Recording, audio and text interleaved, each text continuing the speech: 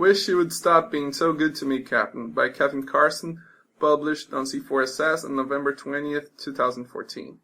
You may be familiar with Murray Rothbard's article, Egalitarianism as a Revolt Against Nature.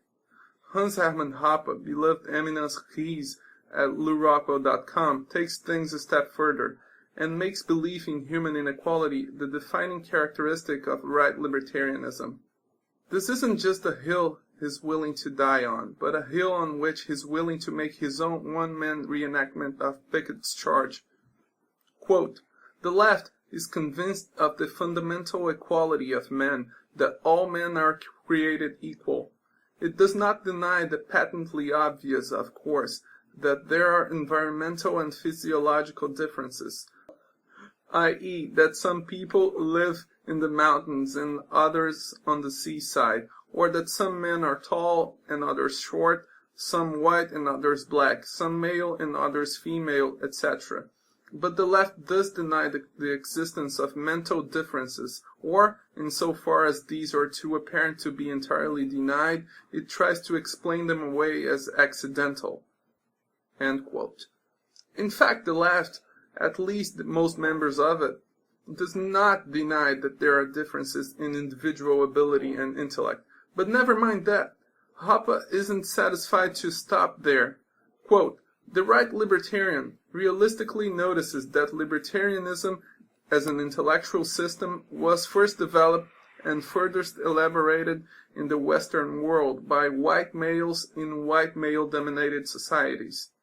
That it is in white heterosexual male-dominated societies where adherence to libertarian principles is the greatest and the deviations from them are the least severe, as indicated by comparatively less evil and extortionist state policies. That it is white heterosexual men who have demonstrated the greatest ingenuity, industry, and economic prowess. That it is societies dominated by white heterosexual males, and in particular by the most successful among them, which have produced and accumulated the greatest amount of capital goods and achieved the highest average living standards." End quote. Some people might see an internal contradiction between Hoppe's repeated use of the term dominated to describe the role of certain privileged segments of society and the idea that libertarian ideas were formulated by societies based on domination. But obviously Hoppe does not, since he takes little effort to hide his salivation at the prospect that his avowedly principled belief in self-ownership, non-aggression, and rules of initial acquisition will have the effect, just coincidentally of course, of perpetuating the domination of these same white heterosexual males. So the primary beneficiaries of the ideas of liberty that straight white men invented will be those same white straight men. Hoppe is fond of arguing that every single bit of naturally scarce property should be assigned to some specified individual. From there, in a typical restatement of his stock argument, he goes on to assume the universal appropriation of all land within a country. And with all land in the entire country, including roads under individual ownership, it follows that nobody can enter the country or travel along any stretch of road without the permission of some private landowner or landowners. This, at one stroke, solves the problem of immigration, since, although national borders as such do not exist, no one but invited employee or bracero can enter a universally appropriated America without trespassing on somebody's land. It also solves the gay rights problem, since, the country being composed overwhelmingly by God-fearing Christian folk like Hoppe himself, nobody will want those people on their property. If you find the libertarianism of Thomas Bein and William Godwin hard to stomach, through the miracle of universal appropriation, you, assuming you are a straight white propertied male, can make your own free neo-feudal society in the image of The Handmaid's Tale. Maybe everybody else who's not straight, white, or male will benefit from having those smart, straight white men managing them for their own good. Hoppe's ideas of universal appropriation don't seem to hold up so well, though, at least from the perspective of someone without Dr. Professor Hoppe's Mount Rushmore-sized brain. Even among right libertarians, the usual standard of legitimacy in private appropriation of land is that of John Locke and Murray Rothbard: actual occupancy and use. A piece of land that is undeveloped and unaltered is by definition unowned, and the vast majority of land in the United States, as no less a libertarian than Albert J. Nock noted, is vacant and unimproved, is through what Franz Oppenheimer called political appropriation and not called law-made property. This is the same thing that Rothbard, a name you'd think would carry some weight with Hoppe, called engrossment, the enclosure of land not yet occupied or developed, in order to collect tribute from its rightful owners, the first people to occupy it and put it to use. Leaving aside Hoppe's views on the universal appropriation of land and exclusion therefrom of undesirables, he also neglects the fact that the benevolent, naturally libertarian white man in the civilized West spent a few centuries robbing, pillaging, and enslaving the non-European parts of the world that it colonized before they decided to share the blessings of liberty with them. In the process of doing so, they also destroyed an awful lot of a pre-existing civilization and gutted a lot of civil society and wealth there. Jawaharlal Nehru argued with some plausibility that Bengal was the poorest part of India because it was the first site of infection by the disease of British colonialism via Warren Hastings. The British systematically stamped out the Indian textile industry as a competitor with Manchester, and also started with Hastings' permanent settlement, robbed most of the population of their property and land, and turned local elites into wealth extraction conduits for empire. And when these good-hearted white Western males finally did get around to sharing these nifty ideas about liberty with the people of color they ruled, they kept all the stuff they looted in the meantime, as a reward, I suppose, for their selflessness in inventing liberty for the good of all those brown and black people who would otherwise never heard of it. It almost makes you wonder, though, if there wasn't some other, less costly way those unfortunate people of color might have acquired the ideas of liberty.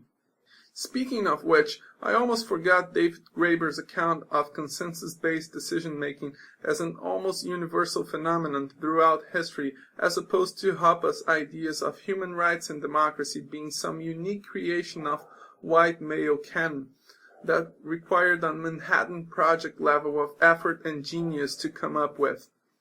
Western conservatives, of whom Hoppe is one, typically see human liberty and self-government as the kind of advanced ideas that only white males in places like Periclean Athens or Philadelphia circa 1787 could come up with. On this assumption, Graeber comments, quote, "Of course, it's the peculiar bias of Western historiography that this is the only sort of democracy that is seen to count as democracy at all. We are usually told that democracy originated in ancient Athens, like science or philosophy. It was a Greek invention. It's never entirely clear what this is supposed to mean. Are we supposed to believe that before the Athenians, it never really occurred to anyone, anywhere, to gather all members of their community in order to make joint decisions in a way that gave everyone equal say? That would be ridiculous. Clearly, there have been plenty of egalitarian societies in history, many far more egalitarian than Athens, many that must have existed beyond 500 BCE, and obviously they must have had some kind of procedure for coming to decisions for matters of collective importance. Yet somehow it is always assumed that these procedures, whatever they might have been, could not have been, properly speaking, democratic.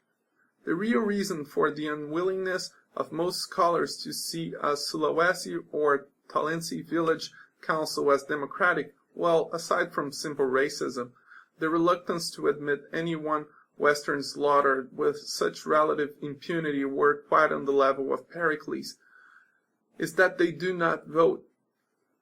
Now, admittedly, this is an interesting fact. Why not? If we accept the idea that a show of hands, or having everyone who supports a proposition stand on one side of the plaza and everyone against stand on the other, are not really such incredibly sophisticated ideas that they never could have occurred to anyone until some ancient genius invented them, then why are they so rarely employed? Again, we seem to have an example of explicit rejection. Over and over across the world, from Australia to Siberia, egalitarian communities have preferred some variation of consensus processes. Why? The explanation I would propose is this: it is much easier in a face-to-face community to figure out what most members of that community want to do than to figure out how to convince those who do not want to go along to go with it.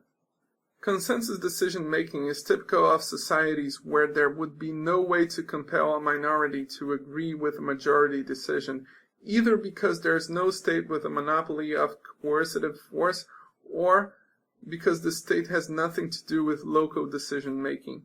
If there is no way to compel those who find a majority decision distasteful to go along with it, then the last thing one will want to do is to hold a vote, a public contest, in which someone will be seen to lose. Voting would be the most likely means to guarantee humiliations, resentments, hatreds, and, in the end, the destruction of communities. What is seen as an elaborate and difficult process of finding consensus is, in fact, a long process of making sure no one walks away feeling that their views have been totally ignored. We, whether as the West, whatever that means, as the modern world, or anything else, are not really as special as we like to think we are. We're not the only people ever to have practiced democracy. In fact, rather than disseminating democracy around the world, Western governments have been spending at least as much time inserting themselves into the lives of people who have been practicing democracy for thousands of years, and, in one way or another, telling them to cut it out. End quote. Those poor brown folks also arguably had more respect for the idea of property than their white instructors. When you consider that the white men selflessly extending the benefits of Western civilization to the rest of the world had already robbed the great majority of their own domestic population of their property, e.g., the enclosures in England, before they decided that property rights were sacred, and that they went on to loot most of the property of the people in the Third World, before they finally adjudged the locals as capable of enjoying the blessings of liberty without white supervision.